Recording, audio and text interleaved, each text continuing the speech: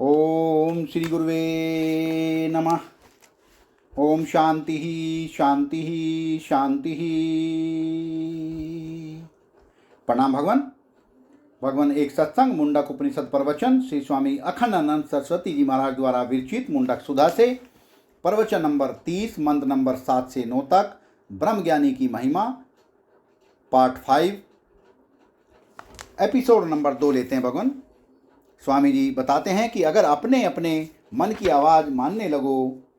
एक आदमी था यहाँ मुंबई में, जब हम कृपाचार्य जी के यज्ञ में आए थे, यहाँ मैरीन ड्राइव पर जब यज्ञ हुआ था पहला, जहाँ श्री निकेतन बना है, उस समय सेक्सरिया बिल्डिंग तक मकान बने हुए थे, श्री निकेतन नहीं बना था। यह मेघदत्त पारिजात आदि कोई मकान नहीं थे। जब की बात है तो एक सेठ था यहाँ, उसको सपने आते थे कि आज यह नंबर आवेगा और बस कल से करोड़पति हुए। तो सचमुच यह 5-6 लाख का पहले था, फिर 50 लाख का हो गया, और एक दिन ऐसा सपना आया कि सब का सब बंटाधार दिवाला निकल गया। तो अपनी माँ की बात पर विश्वास करो, बाप की बात पर विश्वास करो, गुरु की बात पर विश्वास करो, इनके अनुभव से लाभ उठाओ। अगर सपने की बात मानने लगोगे तो 4 दिन वह ठीक रहेगा, तो 6 दिन 8 दिन में धोखा हो जाएगा। तो यह मनीराम आदमी को धोखा देते हैं। इनकी आज्ञा से मनुष्य को अपना जीवन नहीं बिताना चाहिए। विज्ञान से माने यह जो अनेकता का भाव हो रहा है सृष्टि में, इससे अपने को बचाना चाहिए।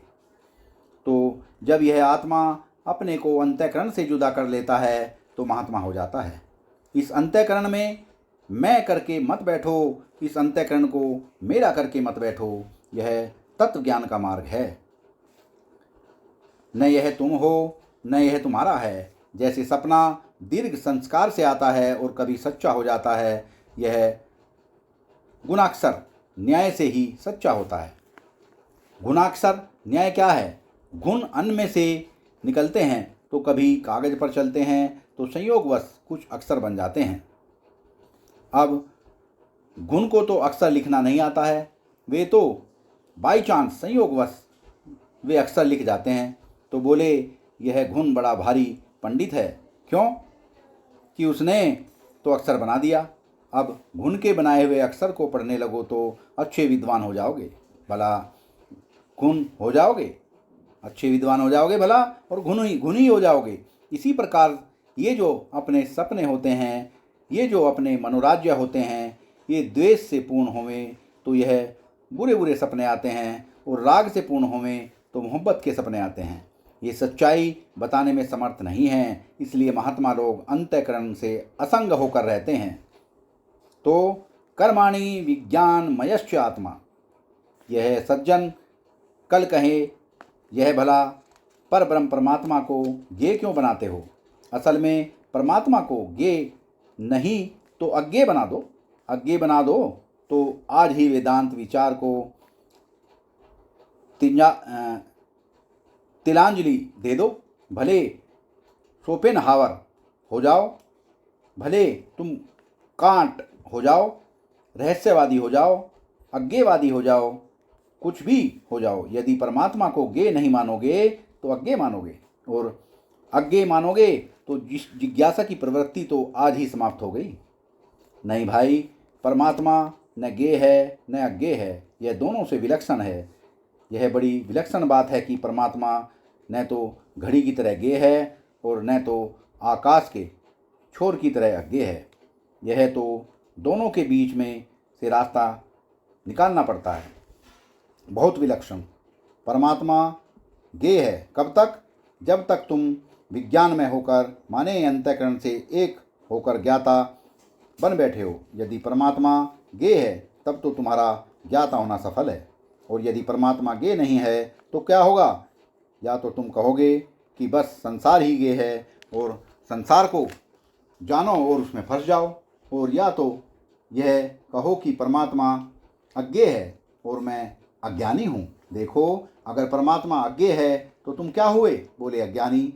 तो परमात्मा को नहीं जानेगा सो अज्ञानी हुआ। तो परमात्मा अज्ञेय रहेगा और तुम अज्ञानी रहोगे।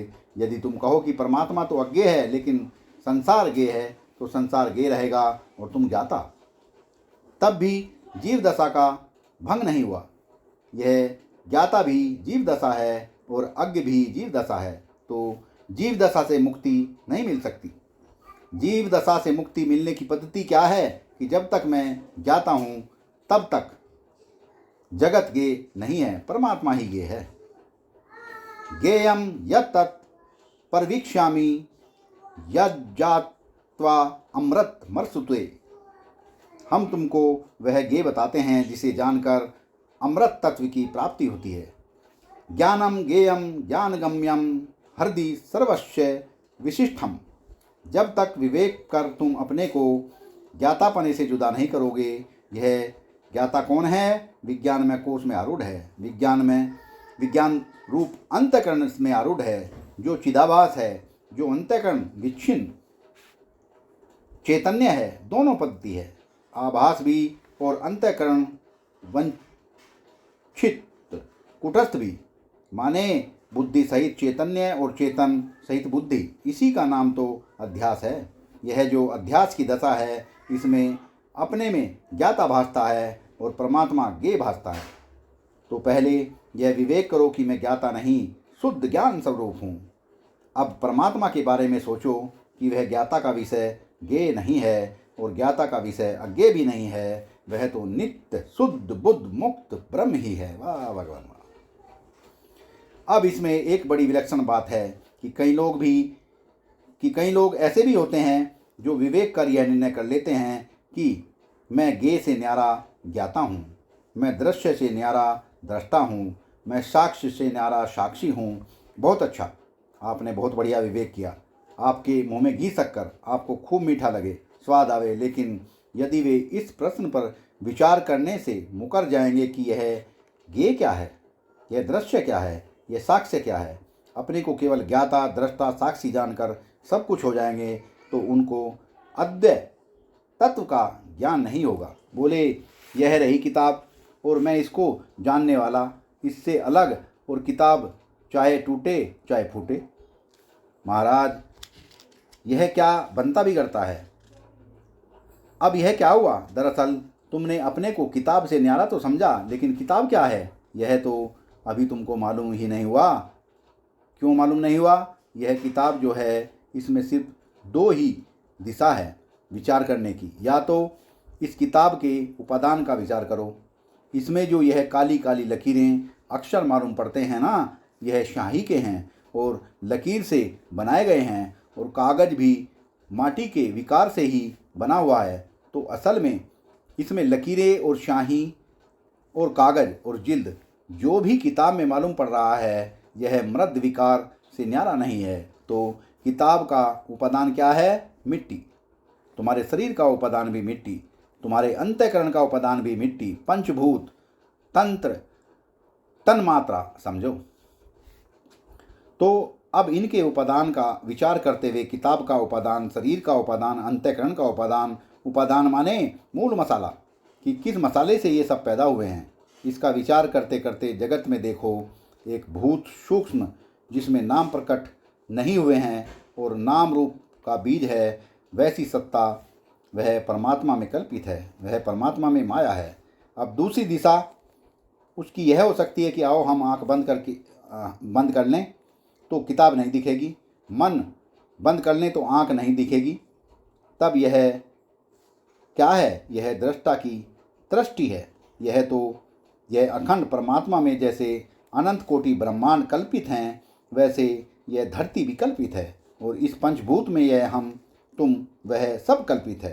परमात्मा में सब कल्पित है।